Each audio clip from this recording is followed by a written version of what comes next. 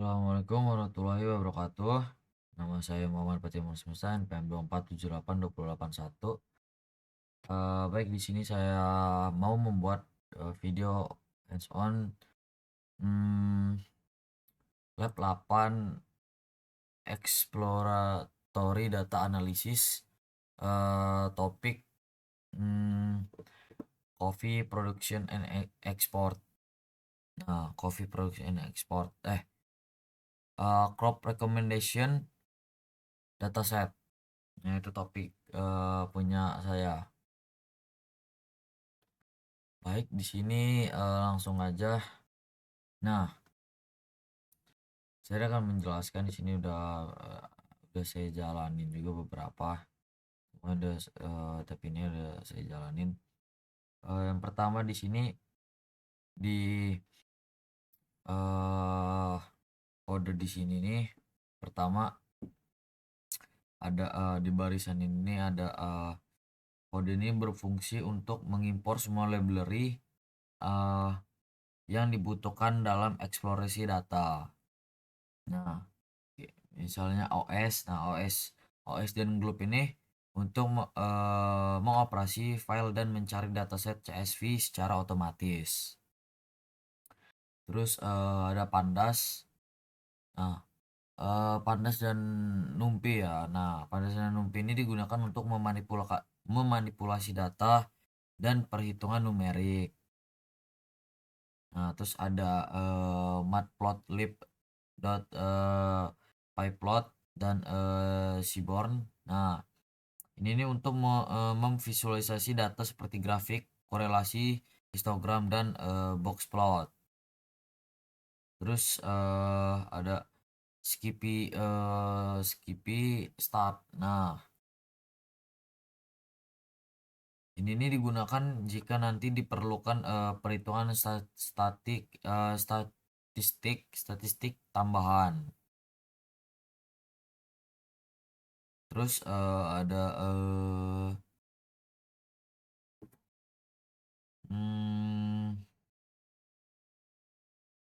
nah, di sini nih ada kayak Seaborn setnya kan, Seaborn set nih. Seaborn set ini Seaborn set style white grid. Ini nih membuat tampilan grafik rapi dengan latar grid. Nah, kalau sedangkan yang params update ini meningkatkan resolusi grafik agar terlihat lebih tajam. Di sini ada hasil kodenya working directory content. Nah, artinya collab sedang bekerja di directory. Nah, tempat di mana file dataset berada.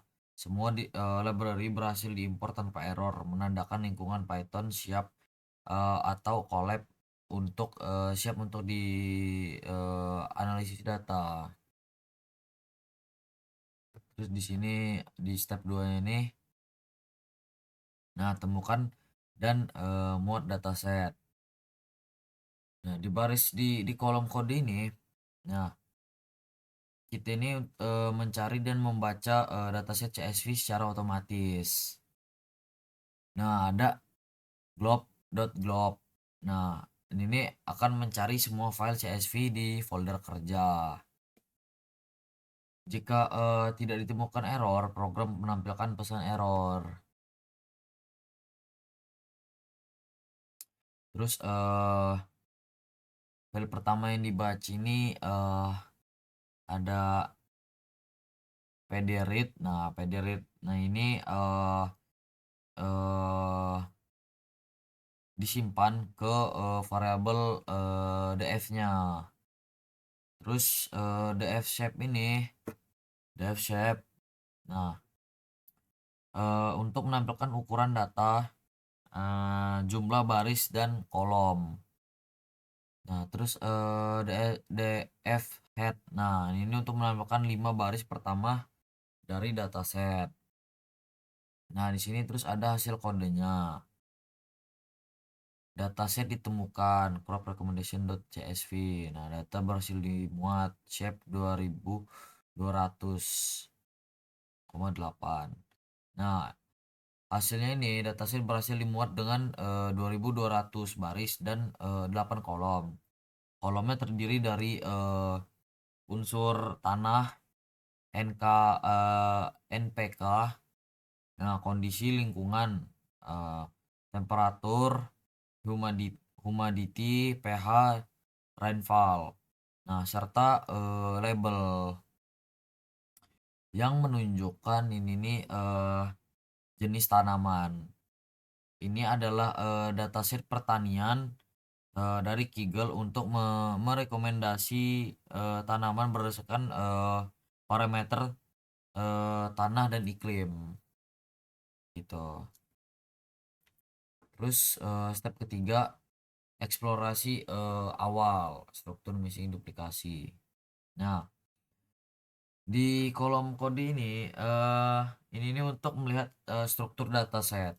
Nah, sini ada df info ini untuk menampilkan tipe data, jumlah nilai, jumlah nilai nol, tidak kosong, dan tipe kolomnya. Terus ada df duplikat. Nah, df duplikat ini dot sum ini untuk menghitung jumlah baris duplikat. Nah, di sini juga ada hasil kodenya. Jadi semua kolom memiliki 2200 nilai non full, tidak ada missing value-nya. Tipe data juga berhasil sesuai. Kolom numerik bertipe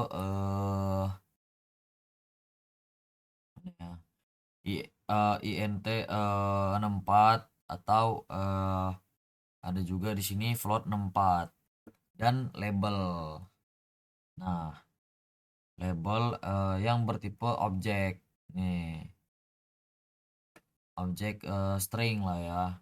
Nah, tidak ada baris duplikat, artinya dataset sudah bersih dan siap dianalisis tanpa perlu membersihkan eh, member, eh, membersihkan pembersihan awal.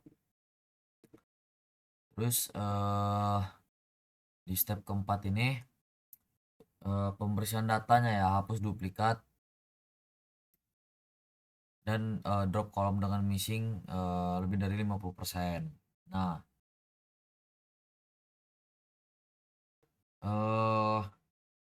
di kode ini digunakan untuk membersihkan data dari duplikasi dan kolom yang terlalu banyak nilai kosongnya.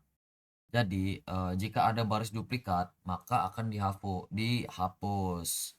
Terus kolom yang memiliki lebih dari 50% missing value akan dihapus dari dataset itu. Nah, di sini ada hasil kodenya tidak ada duplikat. Nah, ini menandakan dataset ini bersih dan tidak ada data ganda maupun nilai kosong.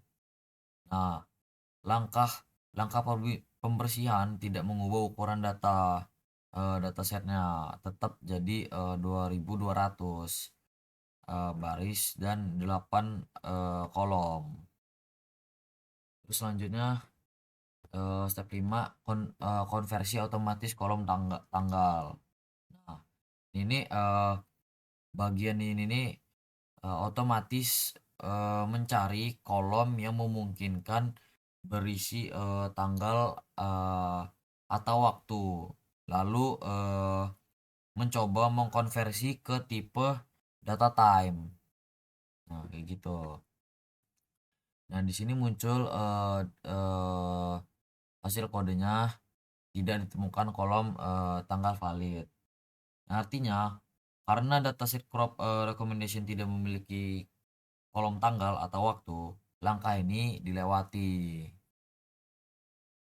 Selanjutnya step ke-6 imutasi missing value.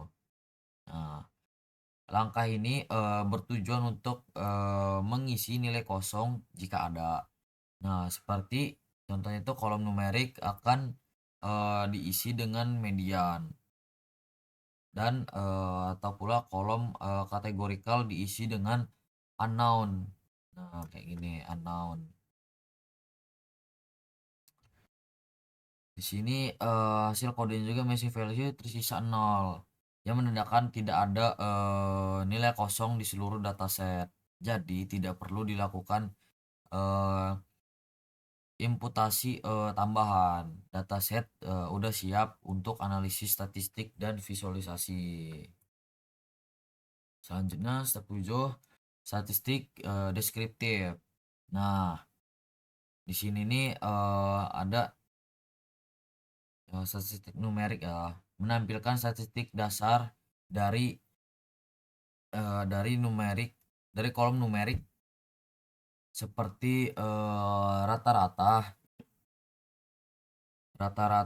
meannya.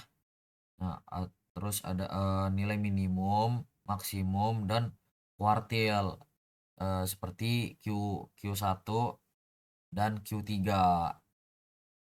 Nah, ini ada hasilnya statistik numerik.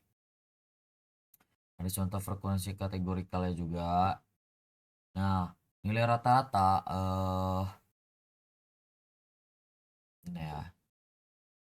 Nah, nilai rata-rata pH-nya ini pH tanahnya ini dia ini 6 mana ya? 6 6 6 6,40 6 sekian. Nah, artinya tanah cenderung netral, sedikit asam. Nah, ini cocok untuk banyak tanaman tropis. Terus suhu rata-ratanya 20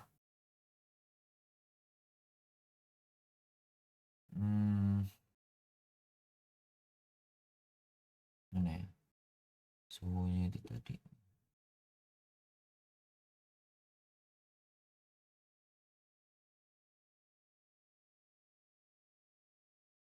Hmm,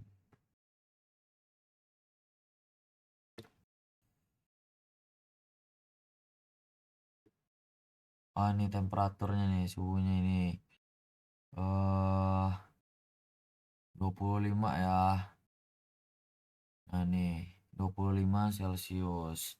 Tipikal iklim tropis, curah hujan rata-rata ini di nah nih 103 mm, menunjukkan lingkungannya lembab. Nah, jadi dataset ini menggambarkan kondisi pertanian di iklim hangat dan lembab gitu. Terus step 8 deteksi outlier IQR dan buat kolom complete clamped. Nah, di kode ini fungsi IQR bounds ini digunakan untuk menghitung batas bawah dan atas dari data menggunakan in quartile range atau IQR tadi. Nah, IQR sama dengan Q3 Q1. Nah, ini dan data outlier dihitung dengan eh, dengan rumus. Nah, rumusnya itu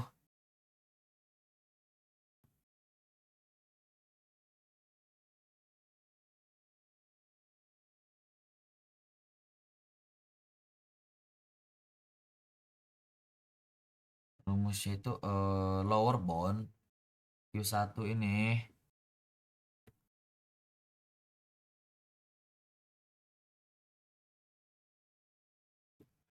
Q1 sampai 1,5 IQR. Terus upper bound ini Q3 plus 1,5 IQR. Nah, hasil kodenya ini juga menampilkan kolom rainfall. Nah, rainfall ini eh rainfall dan temperatur.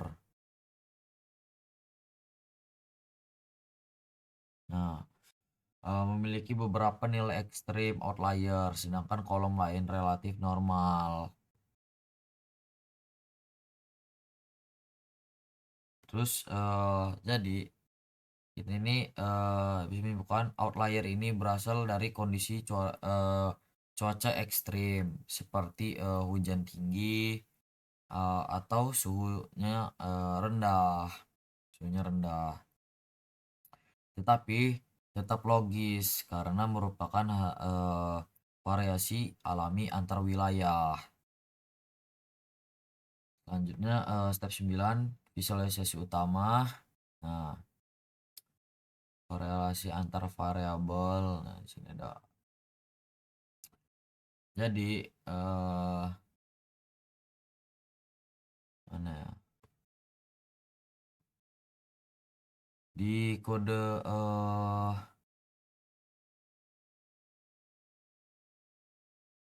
korelasi numerik ini heat map menampilkan korelasi yang korelasi antar variabel. Korelasinya itu tinggi, terlihat antara humidity-nya begitu juga humidity, terus rainfall-nya positif kuat.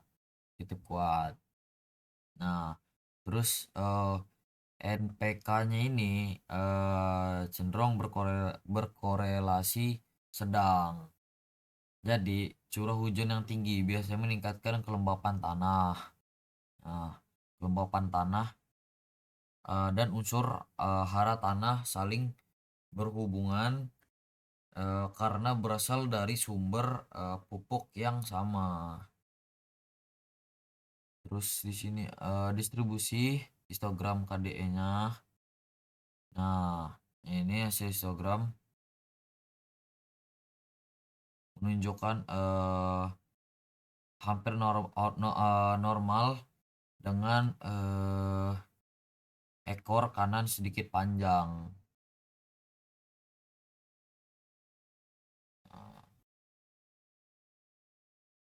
Jadi sebagian besar wilayah memiliki curah hujan sedang.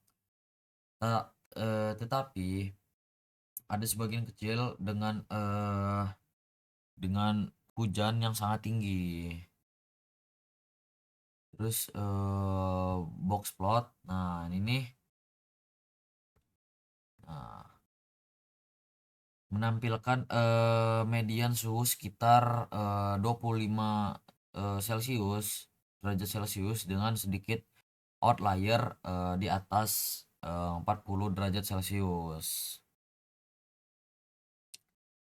Terus jadi beberapa area sangat panas, namun keseluruhannya itu cenderung berada dalam rentang normal untuk iklim tropis. Nah, terus ini ada top 10 kategorinya. Nah, ini nih hasilnya tadi itu mana ya tadi. Nah, kayak gini lah tadi itu seharusnya ya.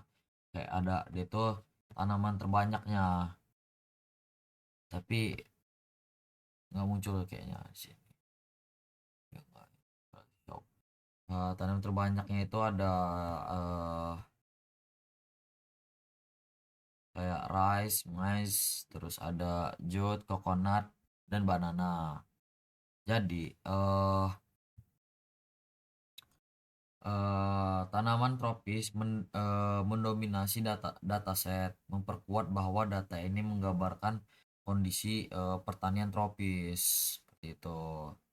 Jadi kesimpulannya dari seluruh dataset ini, dari seluruh kode ini dataset crop recommendation ini bersih tanpa missing value dan duplikasi.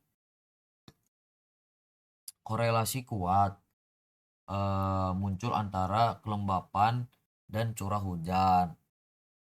Terus pH tanah netral, suhu sedang, dan curah hujan tinggi menunjukkan kondisi tropis. Tanaman juga yang paling umum itu adalah rice, maize, dan banana. Nah, ini cocok untuk iklim lembab gitu.